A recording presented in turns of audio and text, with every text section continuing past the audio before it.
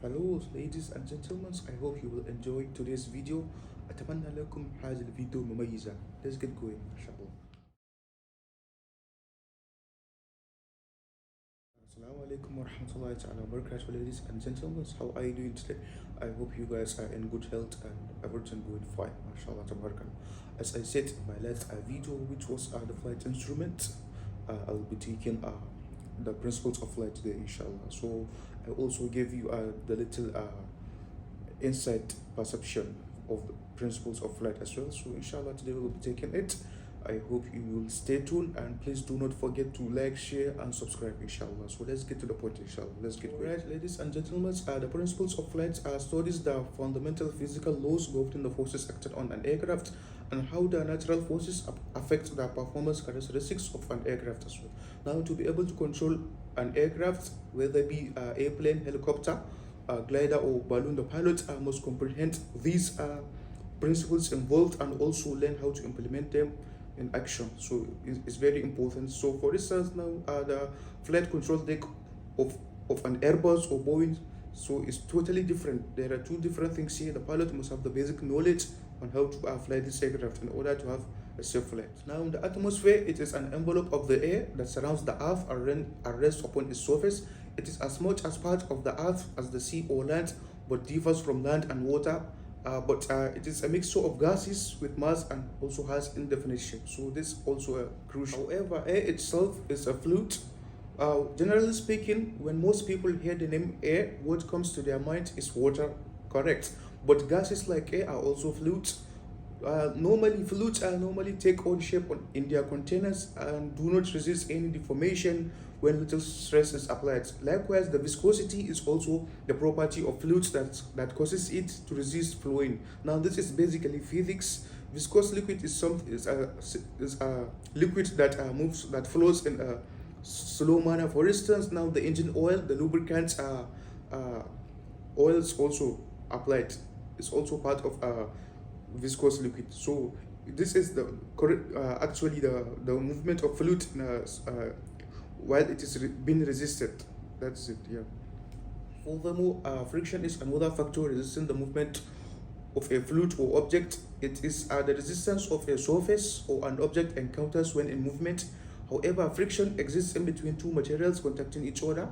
Pressure is also a force applied in a perpendicular direction. However, it is measured in pounds of seconds exerted per, per square inch of an object. So this is very significant. Now, the atmospheric pressure. We have various types of pressure, but our pilots are mainly concerned with atmospheric pressure as it assists in lifting the aircraft and also operates essential flight instruments. These instruments include airspeed indicator, vertical speed indicator, altimeter, and also manifold pressure gauge. So these are the essential flight instruments that that assists the pressure assists in operating the flight instrument. Let's talk about the types of altitude. As I said initially, we have various types of altitude. Now, the pressure altitude, it is a height above a standard. It is a height above a standard datum plane, and it is also a theoretical level at which the weight of the atmosphere is 29.92 mercury as measured by a barometer.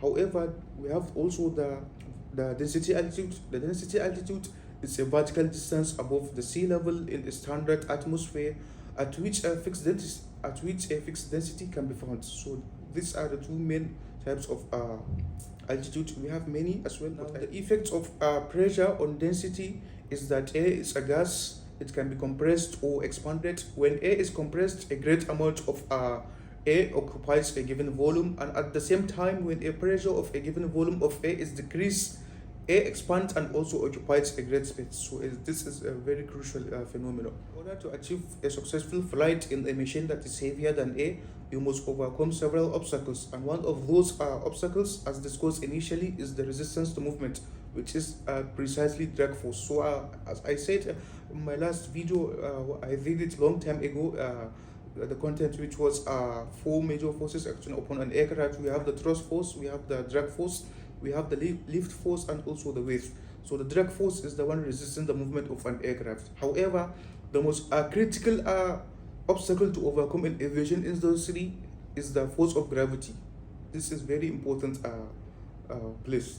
the most challenging obstacle to overcome in the aviation industry is the force of gravity. This is very important. Now, the formulation of lift has been historically an adoption over the past few centuries of basic physical laws. So the scientist that came up with the idea is Sir Isaac Newton. Basically the Newton's law of motion, and we have three of these laws. So I will be giving you the first law only. So that's it. Newton's law of motion said that an object persists in its state of rest or uniform motion in a straight line unless it has been compelled in its state by external forces impressed on it. However, force is equal to the change in momentum per change in time. Now, this is the second law of motion by Sir Isaac Newton. We have also the third law as well. You can search for that. Yeah, the formulation of Newton's law. The Bernoulli's law stated that as the velocity of a moving fluid, liquid, or gas increases, the pressure within the fluid decreases. Now, this explains what happens to the air passing over the top curve of an airplane wing.